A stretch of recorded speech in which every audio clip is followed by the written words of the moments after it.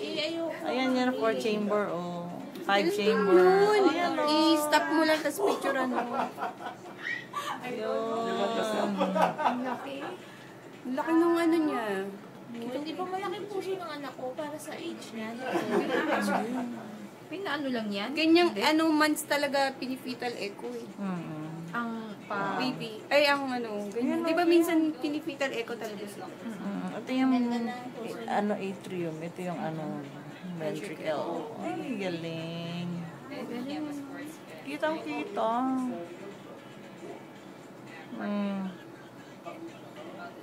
Ako din, doktora.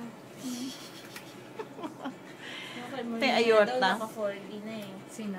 Ayun o. Pinoy din ako sa akin. Kasi makita na ako ganun. Kay Andyan. Hindi kasi ito makita yung mukha. Sa akin din kayo. Wala na. Laki-laki na ng anak mo. Hindi na makita. yung mukha Talagang mo. heart na lang yung mismong makikita. Hindi ko na nakikita yung mukha niya. Hindi kagaya dati. Wala na. Ito. Siyempre, laki niya. Ayan ang ulo. Ayan, gumagalaw din. Oo, bis na tayo. Hindi pa, tititanda ka na sagot. Hindi mo ba tinext?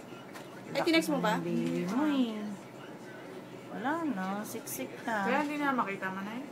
Ito na yung tama yun. Namumula na siya, oh. Tama yung kanyang ano, spinal. Ayun o. Dito o. Ayun o. Sige nga, tantanin mo. Baka sakaling mas sinagan ko naman yung mukha niya. Mas silayan ko naman ang kanyang mukha. Ito yung sa may puwet. Uy, papo. Ayan ako na, stop ko na.